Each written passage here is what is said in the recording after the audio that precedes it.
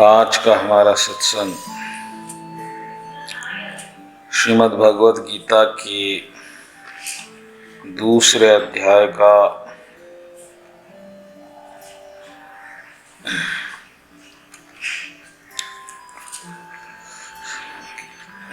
12वां। हरे कृष्ण दंडवत। 12वां श्लोक।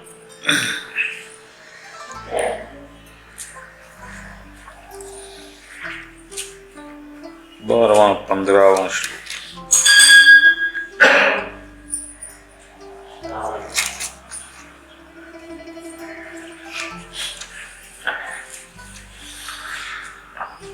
भगवान कृष्ण बोल रहे हैं, ऐसा कोई समय नहीं था अर्जुन जब मैं नहीं था, ये राजा लोग नहीं थे या तुम नहीं थे, और ऐसा कोई समय भी नहीं होगा जहाँ तुम नहीं रहोगे, मैं नहीं रहूंगा या ये राजा लोग नहीं रहे। जिस तरह एक जीवात्मा, एक शरीर जन्म लेने के बाद बचपन, यौवन और वृद्ध अवस्था में अपने आप चले जाते हैं, उसी तरह आत्मा भी एक शरीर त्यागने के बाद दूसरे शरीर में अपने आप चले जाती। धीर पुरुष मोहित नहीं होते, कंफ्यूज नहीं होते। सुख दुख का आना और सुख दुख का जाना ये मौसम की तरह है। जैसा गर्मी ठंडी अपने मौसम के हिसाब से आते चले जाते, और जो उसको बर्दाश्त करता विदाउट बीइंग डिस्टर्ब, यानी कि ठंडी में पूजा लेट कर रहे, गर्मी में सुबह कर रहे, ऐसा नहीं। पूजा वही टाइम, वही नियम। ऐसा आदमी जो सुख दुख से मोहित नहीं होता, मुक्ति का अधिकारी होता। अब बात यहाँ लड़ाई की हो रही है कि अर्जुन युद्ध करना या नहीं करना, और अपन ज्यादा गहराई में बात देखेंगे तो बात है जीत और हार की। हम जीतेंगे या हारेंगे, क्योंकि आप अगर क्रिकेट के मैदान में बैठे हैं तो आप यही बात करेंगे कि भाई ये जीतेगा, ये हारेगा, ये अच्छा खेलेगा। इसी तरह युद्ध के मैदान में भी यही बात होनी चाहिए कि कौन जीतेगा, कौन हारेगा, और लड़ना चाहिए या नहीं लड़ना चाहिए, लड़ने के लिए धर्म क्या है, अधर्म क्या है। लेकिन यहाँ पर भगवान कुछ और ही बात कर रहे हैं। कृष्ण बोल रहे कि ये सब तो होते रहता, मरना भी होएगा, जन्म लेना भी होएगा। जैसा ठंडी का आना, गर्मी का आना होता, ऐसे ही सुख दुख भी आ जाते, दुख भी होएगा, हारने से दुख होएगा, निकटतम बंधुओं की मृत्यु से भी दुख होएगा। लेकिन इससे आदमी को इफेक्ट नहीं होना चाहिए, जो ज्ञानी व लोग है। और ऐसा कोई जिसी को इफेक्ट नहीं होता वो मुक्ति का अधिकारी है। अब युद्ध के मैदान में क्यों आ गई, ये प्रश्न है। अगर कोई बड़े शादी का माहौल है, सब लोग नाच रहे गा रहे, मैं जाके वहाँ गीता का प्रवचन बोलूँगा तो आप बोलेंगे भैया सुबह मेरा शादी का है ना माहौल। इसी तरह से हर बात करने का एक समय होता। तो कृष्ण भगवान युद्ध के समय जहाँ अर्जुन पहले ही दुखी है, ऐसे वक्त पे मुक्ति की बात कर रहे हैं।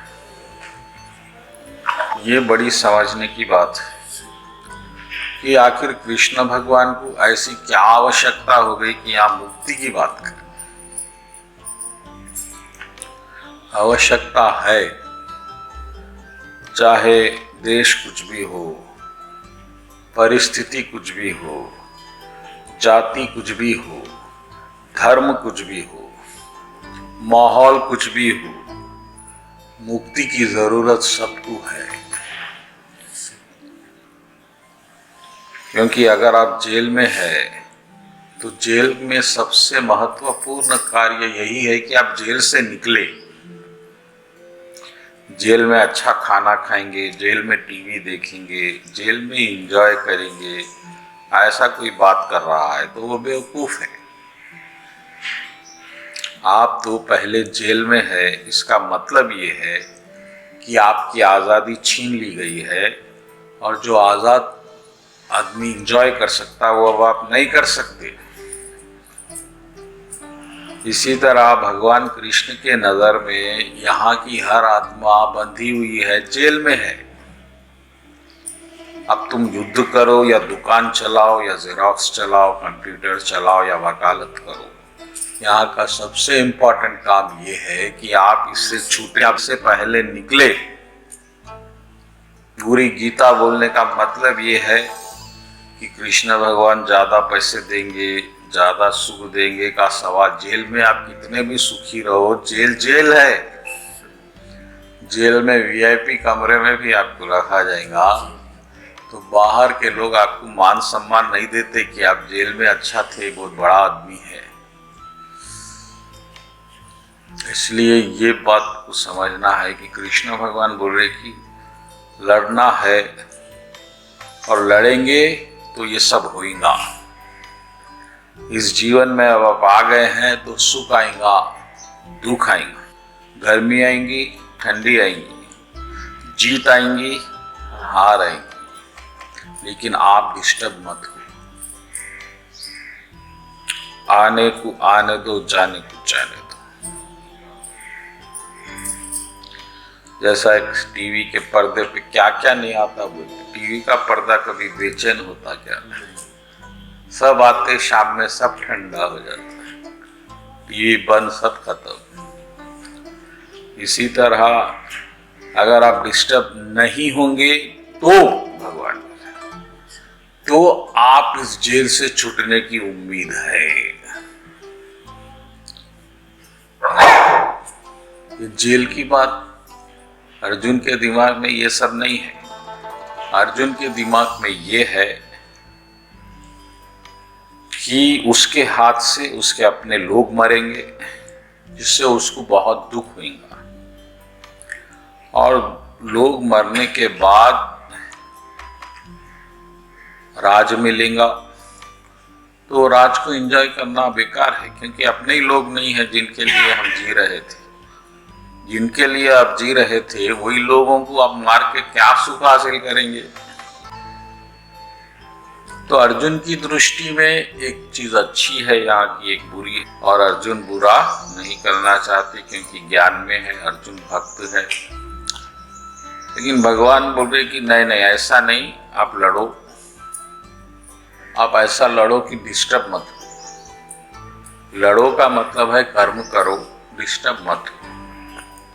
अब देखिए अगले श्लोक पे जाइए, 16वां श्लोक, 2nd chapter, 16th श्लोक। Those who have seers of the truth have concluded that of the non-existence there is no endurance. For existence there is no cessation. The seers have concluded by studying the nature of God. ये बहुत important श्लोक है, क्योंकि भगवान बोले ज्ञानी लोग जो जिंदगी भर सच की खोज करे, जो ये सब चीजों को छोड़ के आखिर ये सब क्यों हो रहा है, क्यों पैदा हो रही, क्यों मर रहे, क्यों हो रहे, ऐसा सोचने वाले ज्ञानी लोग यही निर्णय पे आए अर्जुन कि जो झूठ है वो टिक नहीं सकता और जो सच है वो मिट नहीं सकता। बस ऐसा ही आप झूठ और सच को पहचान सकते हैं। झूठ क्या है, सच। झूठ वो चीज है जो बनाया जाता है। जैसा आप ऑफिस में लेट आए, तो लेट आए एक ही सच है वहां पे। वो लेट की कुछ वजह होंगी, आप देर से उठ गए या कुछ। लेकिन आपको अगर ऑफिसर को बोलना है तो आप बोलेंगे कुछ ट्रैफिक, पेट में दर्द था। ये तो झूठ है। अब ये झूठ जो है क्रिएट हो रहा है, ये नहीं है।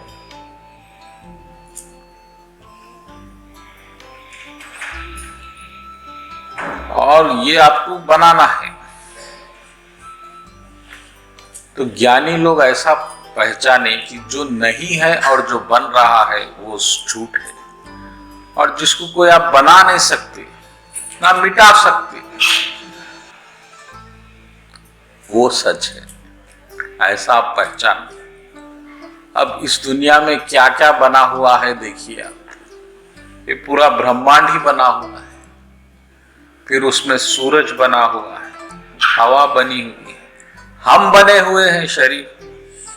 पहले थे क्या? हम बनाए गए। जो भी चीज बनेगा वो सत्य नहीं हो सकती, क्योंकि सच को बनाने की जरूरत नहीं पड़ती।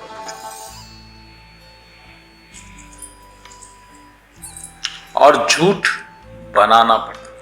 फिर आप बोलेंगे आप पेट में दर्द था, तो फिर और एक झूठ बोलना पड़ेगा। डॉक्टर के पास गया तो दूसरा उसका क्रिया सपोर्ट ही। झूठ को सपोर्ट चाहिए। एक झूठ को 1000 झूठ लगेंगे। सच को ये कोई सपोर्ट की जरूरत नहीं।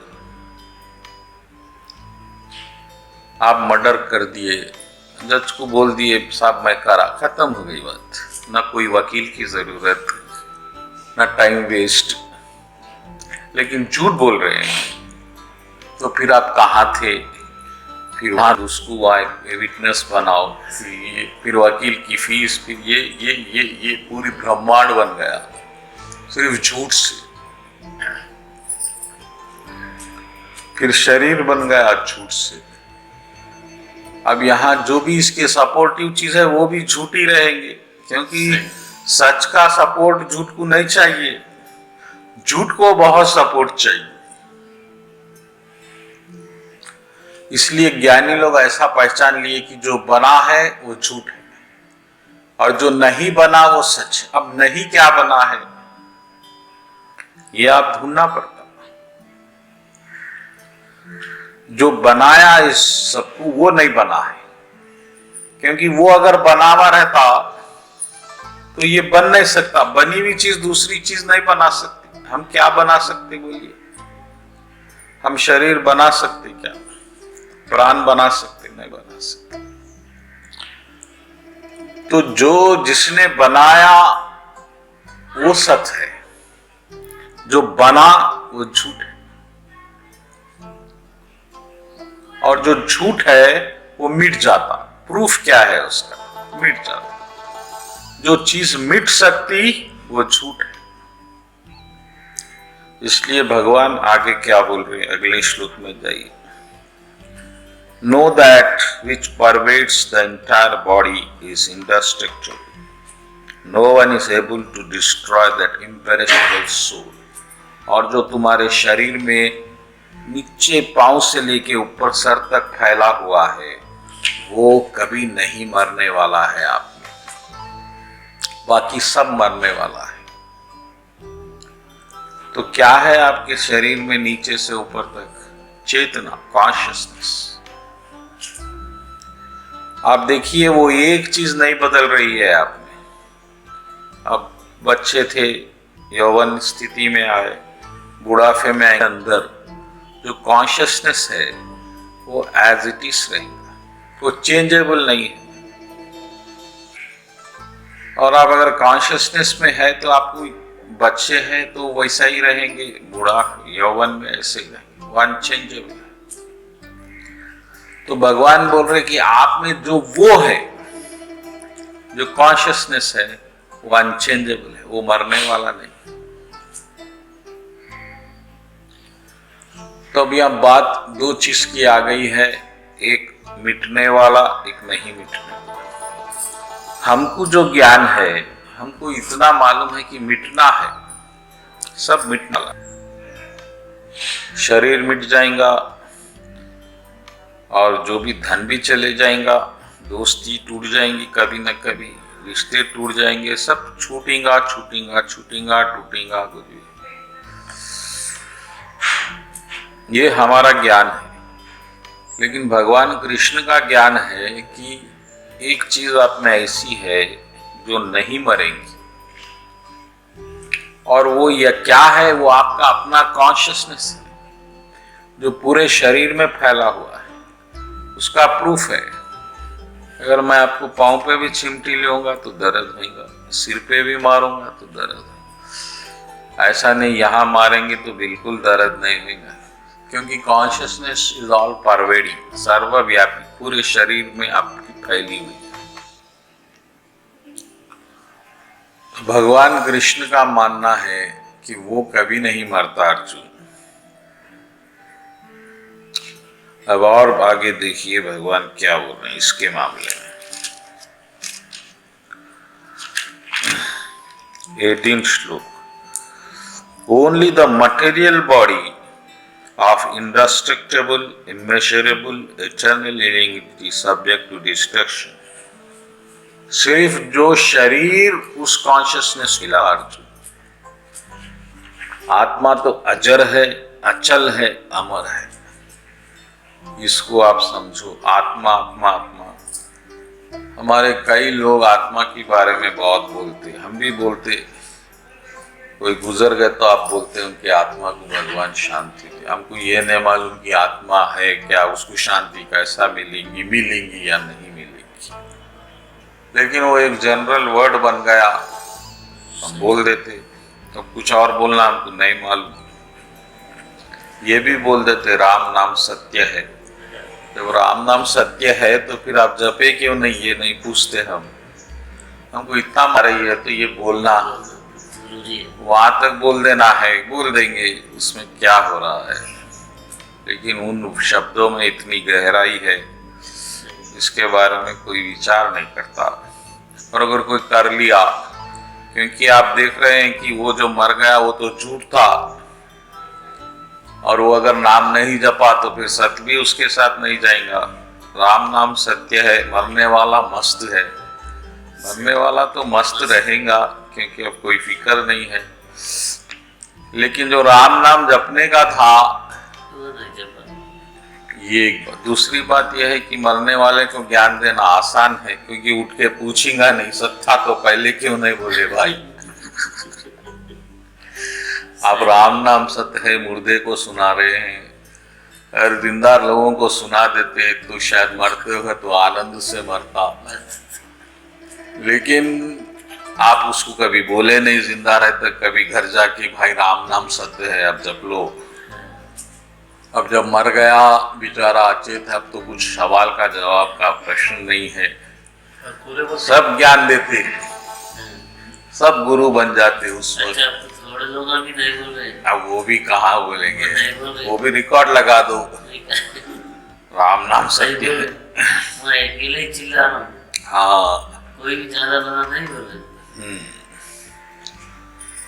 तो सब जगह बोलो भाई। तो ये जो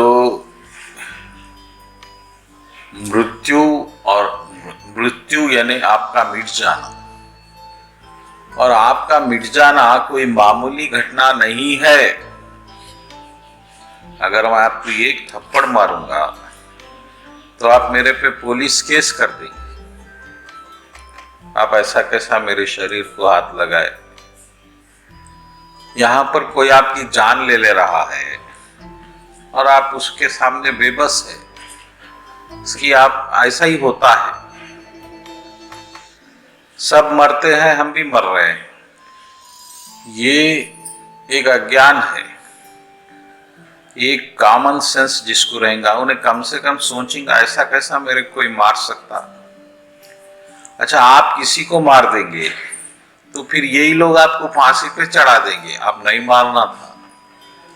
आप कोर्ट में ऐसा नहीं बोल सकते मैं नहीं मारता तो भी मरता ही था ना जज साहब, तो मैं जरा जल्दी मार दिया, इसमें इतना पाप क्या हो गया।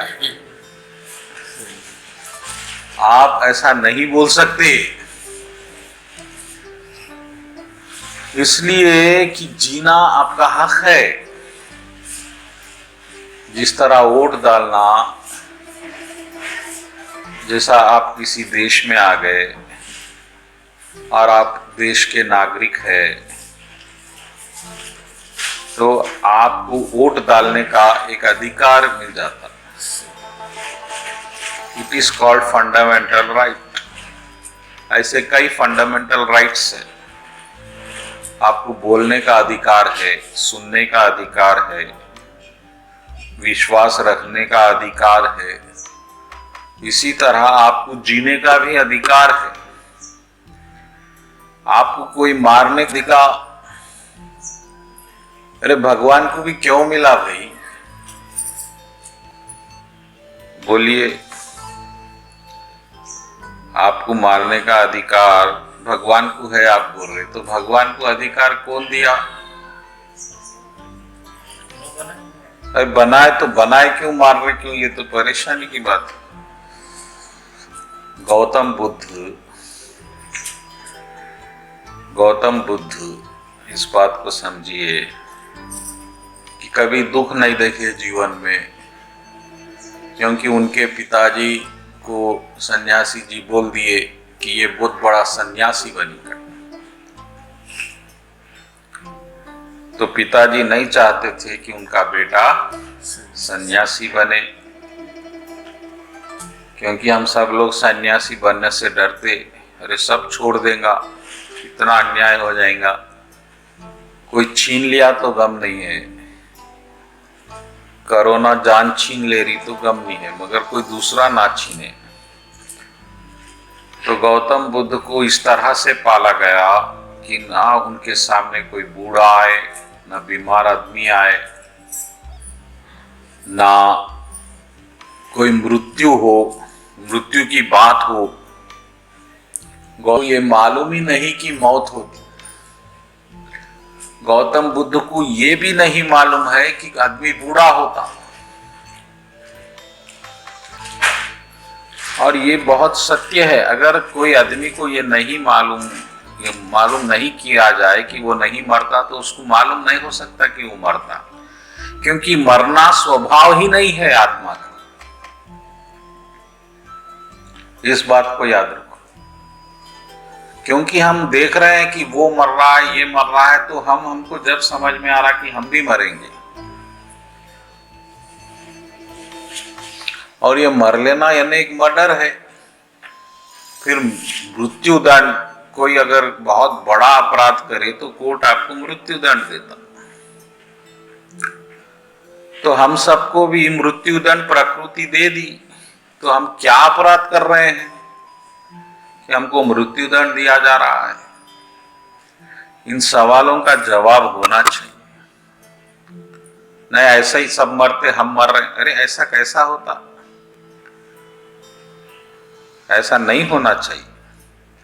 तो गौतम बुद्ध जब पहली बार, जब उनके पिताजी बाहर गए थे, तो अपने मंत्री से बोले, भाई मैं बाहर की दुनिया देखना चाहता हूँ, मेरी शादी हो गई, बच्चे हो गए, लेकिन मेरे को ये नहीं मालूम बाहर क्या है। तो जब गौतम बुद्ध पहली बार गए तो एक बूढ़ा को देखे, अरे इसका शरीर ऐसा क्यों हो गया? तो मंत्री जी बोले, ऐसा ही होता, आपका भी ऐसा ही हो जाएगा शरीर, कल आप जब वृद्ध अवस्था में आ जाएंगे।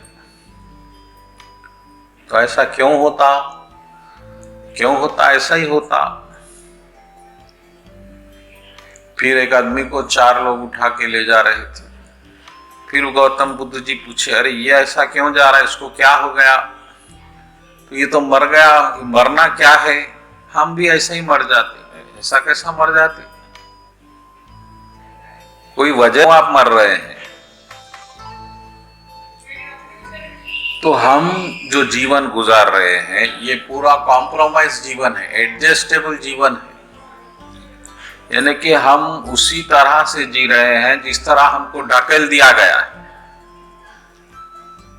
हर चीज में एडजस्टमेंट, परिवार से लेके, संसार से लेके, कारोबार से लेके, दोस्ती से लेके, दुश्मनी से लेके, सब एडजस्टमेंट्स।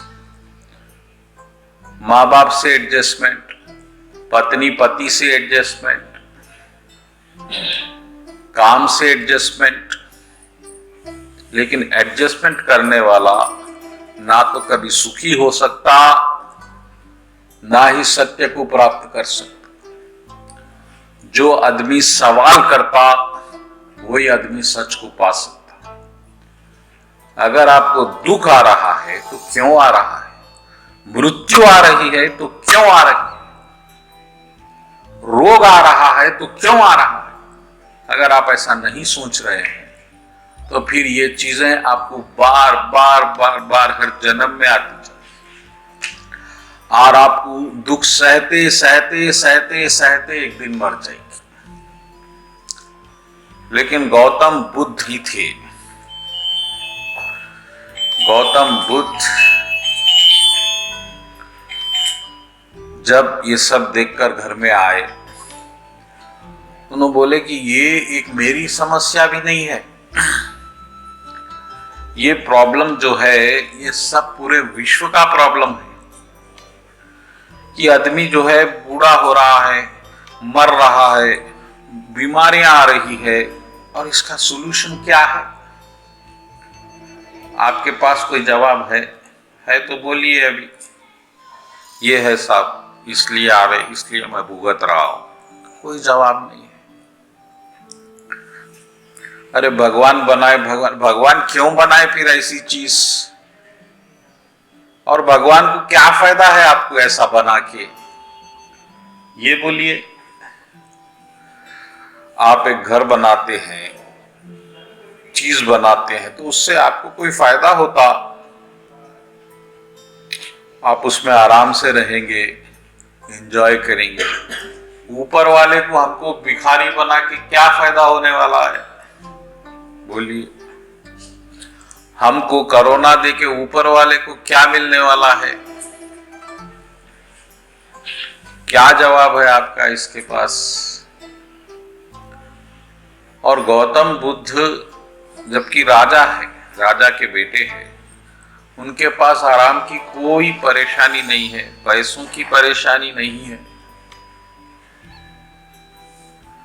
अभी हमारे पास तो पैसा भी नहीं है, घर भी सही नहीं है, परिवार भी सही नहीं है, तो भी हम आराम से जी रहे हैं, सब एडजस्टमेंट करके। ऐसा ही होता है भाई, क्या कर सकते। ऐसा ही होता है, बोलने वाला को गधा बोलते। गधा यानी गधे पे आप कितना भी वजन रख दो, वो आपसे सवाल नहीं करता कि इतना वजन क्यों है, उसको गधा बोलते। अगर मैं आपको गधा बोला तो गुस्सा आएगा, अरे हम गधे हैं क्या? बिल्कुल हम गधे हैं, पूरी दुनिया गधे है। क्योंकि आप इतने बड़े बड़े समस्याएं आपके सामने हैं, आप इस पे जरा भी नहीं सोच रहे हैं, ना टाइम दे रहे हैं इस बात में। और गौतम बुद्ध जो कि राजा है, राजकुमार है, जिनकी सुंदर पत्नी है और एक खूबसूरत बेटा है 1 साल का, उनको ये नींद नहीं आ रही है रात में कि ऐसा कैसा कोई हो सकता है, और इस सवालों का कोई जवाब होना चाहिए कि एक तो आप पैदा हो गए, आपको नहीं मालूम कैसा हो गए, और फिर आप बच्चे थे, फिर यौवन में आ गए, बूढ़े हो जाएंगे, फिर रोग आएंगे, फिर मर जाएंगे, ऐसा कैसा होता है? ये सब बात गलत है, इसका जवाब होना चाहिए। और मैं जब तक इस सवाल का जवाब नहीं ढूंढूंगा, मैं चैन से नहीं बैठूंगा। आप हर आदमी में ये बुद्ध है। बुद्ध का मतलब ज्ञानी। बुद्ध का नाम था सिद्धार्थ, लेकिन बुद्ध इसलिए मिला कि ये आदमी सोचा, सोचने वाला ही बुद्ध है। आप सोचेंगे तो आप बुद्ध बनेंगे। ये समस्याएं सबकी है, मेरी है, आपकी है। और गौतम बुद्ध इसका जवाब ढूंढने अपनी खूबसूरत पत्नी, अपना राज्य, अपना 1 साल का बेटा, इसको छोड़ के बाहर निकल गए अकेले। अरे हम तो संडे एक दिन यहाँ 1 घंटा आने के लिए भी बहुत सोचना पड़ रहा था कि भाई ठंडी है, जाना नहीं, कैसा, थोड़ा लेट चले जाएंगे, उसमें क्या है। ऐसा आदमी सच को नहीं पा सकता। जो आदमी में ये दिल में बैठ गई है बात कि मैं इसका सॉल्यूशन ढूंढूंगा और जब तक मैं चैन से नहीं बैठूंगा, ऐसा ही कोई आदमी सच को पाता।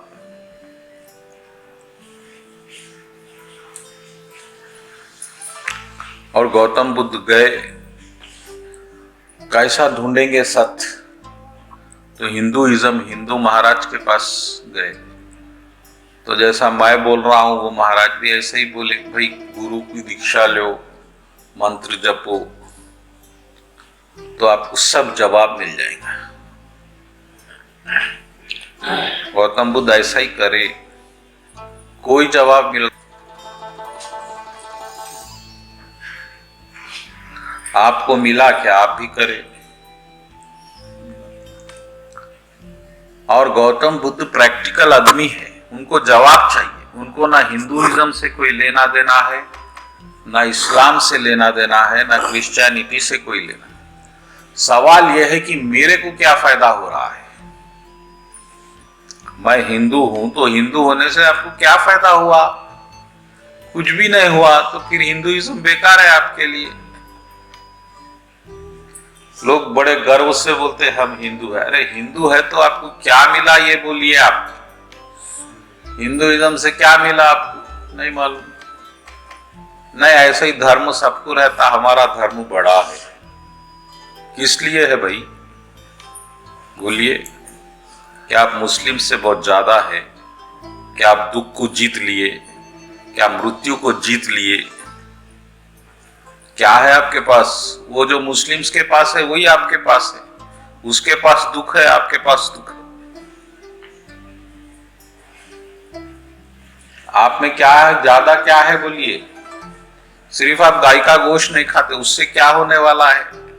गोश्त गोश्त है, मच्छर का हो, गाय का हो, बकरे का हो,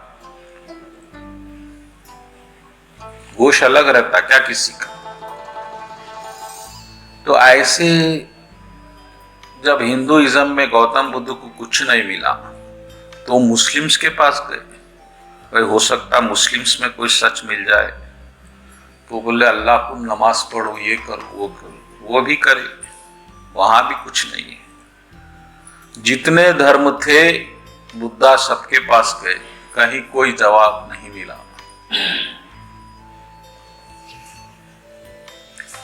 फिर गौतम बुद्ध ये निर्णय लिए कि अब मैं ही खुद ढूंढूंगा, अब कोई धर्म नहीं। आदमी सच को पाता, जिसके मन में सवाल उसको सोने नहीं देते। सवाल का मतलब है ताला। जहां ताला है तो चाबी का रहना आवश्यक है। आप ताले तो लगा के बैठ गए, चाबी एक भी नहीं है आपके पास, और ये ताले आपको बंद कर दिए, जिंदगी में गुलाम बना दिए। जब गौतम बुद्ध इस तरह से अकेले ढूंढने का प्रयत्न करे तो उनके बातों से खुश होके, प्रभावित होके एक 2000 ब्राह्मण के वक्त वो गौतम बुद्ध से बहुत प्रभावित हुए। भाई आप सही सच ढूंढ रहे, आप, हम भी आपके साथ हैं। तो 2000 लोग उनके साथ आए, लेकिन साल हो गया, 2 साल हो गया, 3 साल हो गया, कुछ नहीं मिल रहा है। वो ब्राह्मण के लोग फिर चले गए। अरे वो तो हिंदुइज्म ही अच्छा है, कुछ मंत्र वंत्र तो कर लेते रहते, आपके पास तो कुछ है ही नहीं। अब गौतम बुद्ध इस वक्त निश्चित है कि मैं सच को मालूम करूंगा तो करूंगा। फिर गया बोल के एक चीज है, एक देश है, वहां पर गौतम बुद्ध एक फाइनल 14 साल गुजरने के बाद 14 ईयर्स हो गए, वो राजा का बेटा जो सब कुछ एंजॉय कर सकता, रात में सड़क पे सो रहा है सिर्फ सच को जानने के लिए। और इस वक्त गौतम बुद्ध एक फाइनल निर्णय लिए कि अब मैं सत्य को पाऊंगा या अपने शरीर को त्याग दूंगा। आज से खाना पीना सब बंद। ऐसा सोच के वो एक झाड़ के नीचे बैठ गए और 48th डे 48वें दिन गौतम बुद्ध को ज्ञान हुआ कि क्या चीज क्या है।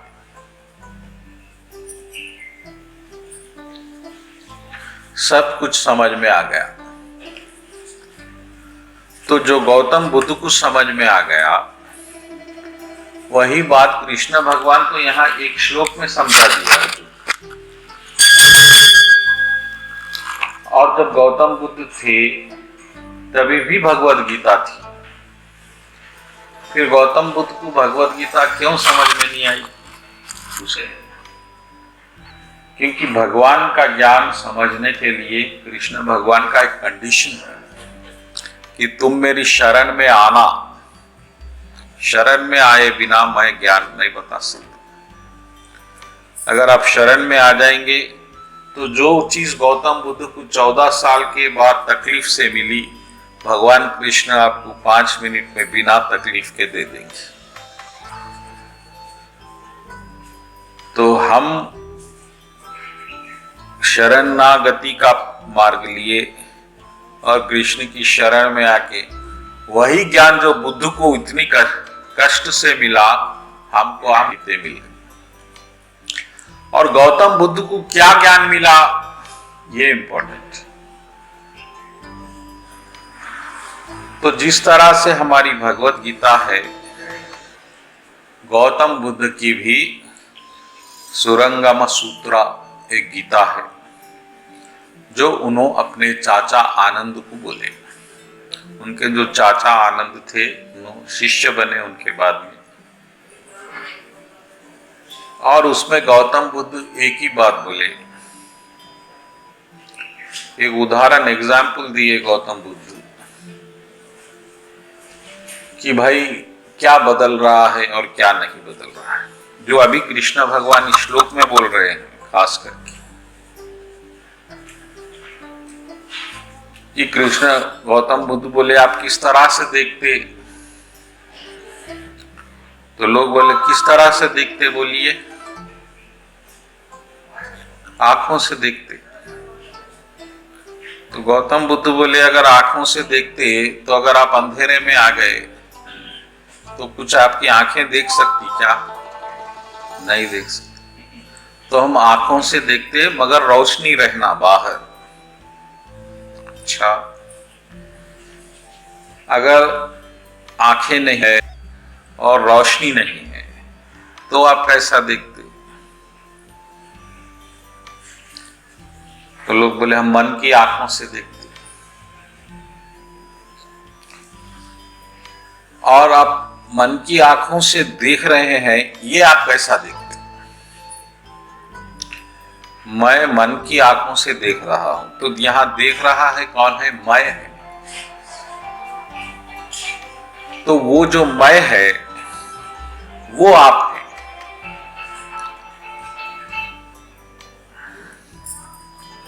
फिर गौतम बुद्ध अपना हाथ ऐसा करे और ऐसा पलटाए तो श्लोक जो दृष्टि थी वो उस हाथ की तरफ चले गई। तो गौतम बुद्ध उस वक्त पूछे कि भाई इस वक्त क्या हिला था? तो सब लोग बोले महाराज आपका हाथ हिला था। हाथ मेरा हिला, गर्दन आपकी क्यों पलटी? मेरे हाथ से आपके गर्दन का क्या संबंध है? कोई संबंध नहीं। फिर आप क्यों हिल रहे हैं? इसी तरह गौतम बुद्ध समझाए कि ये जो हिल रहा है, जो बदल रहा है, ये नेचर है, प्रकृति है।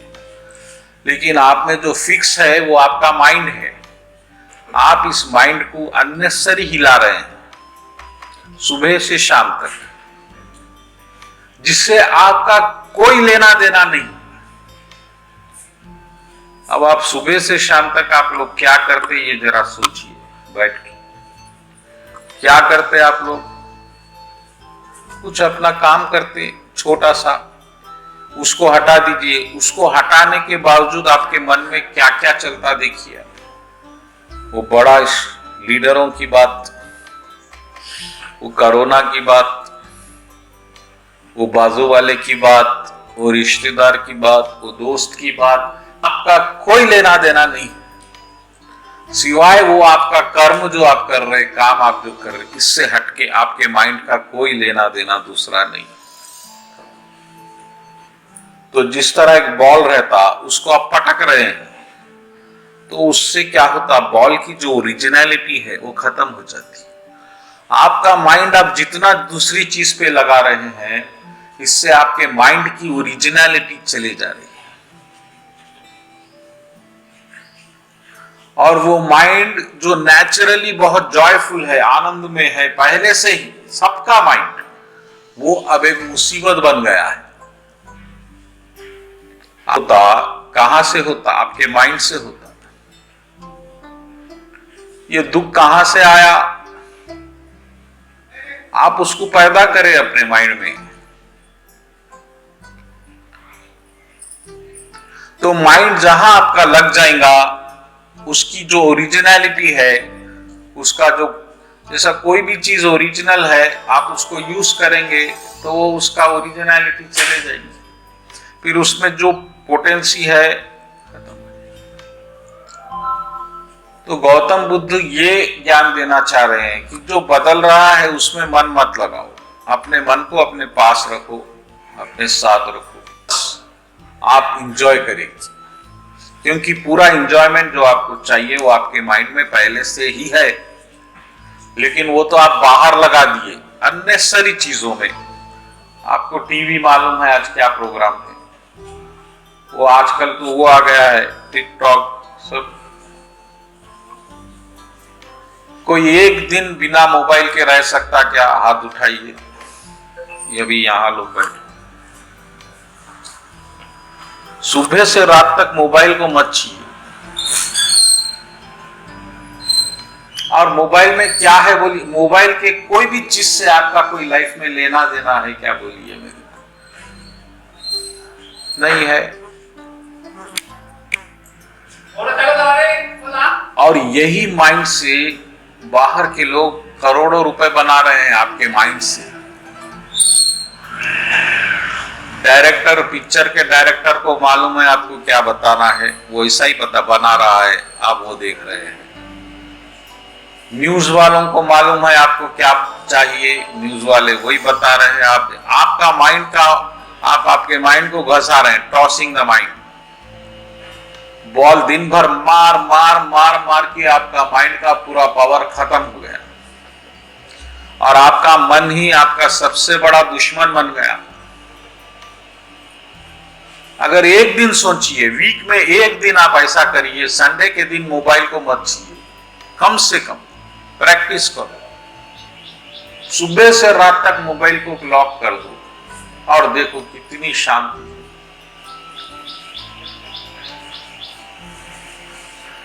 ऐसा हो सकता क्या बोलिए? नहीं हो सकता। हम बिना खाने के रह सकते, बिना पढ़ाई के रह सकते, मगर मोबाइल के बिना हम नहीं रह सकते। कोई रह सकते तो बोलिए मैं रह सकता हूं।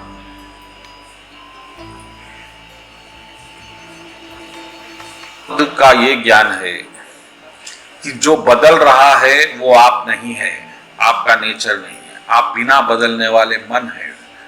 जब मन एक जगह टिक जाता, वो अपने आप आनंद में आ जाता।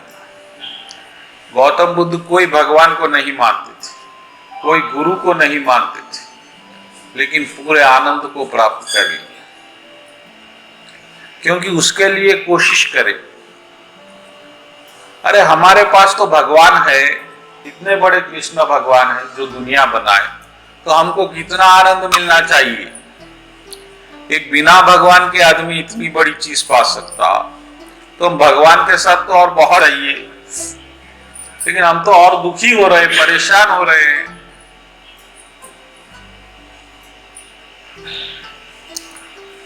इसलिए कृष्ण भगवान इस श्लोक में बोल रहे हैं कि सिर्फ आपका शरीर मिटता है, आप नहीं मिटते।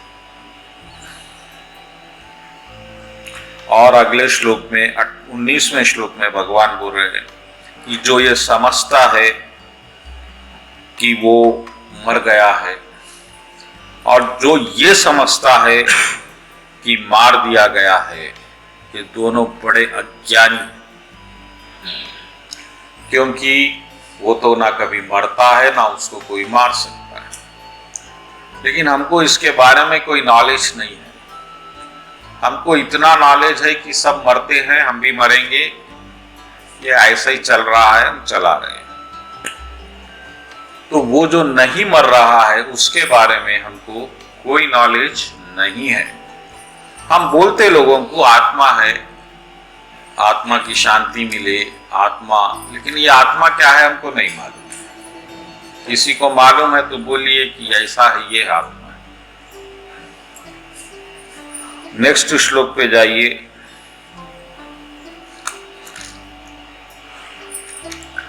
भगवान बोल रहे हैं कि आप जब कोई मार ही नहीं सकता तो अर्जुन तुम किसको मार सकते हो, और कौन कैसा मर सकता है? जब आपको मालूम हो गया कि आत्मा मरती ही नहीं, तो फिर अर्जुन आप बोल रहे हैं कि वो मर जाएंगे, किसको मारेंगे, कौन मरेगा? 22वें श्लोक पे आइए। जिस तरह आदमी कपड़े बदलता है, पुराने कपड़े उतार के नए कपड़े पहनता है, इसी तरह आपकी आत्मा पुराना शरीर छोड़ के नया शरीर धारण। और अभी क्या समय हुआ है? 9:30। इसमें क्या हुआ? करेक्ट, ठीक है, 5 मिनट है अभी, 35 को शुरू करा। तो ये जो नहीं मरता और मरता, ये दोनों चीजें आपके शरीर में है।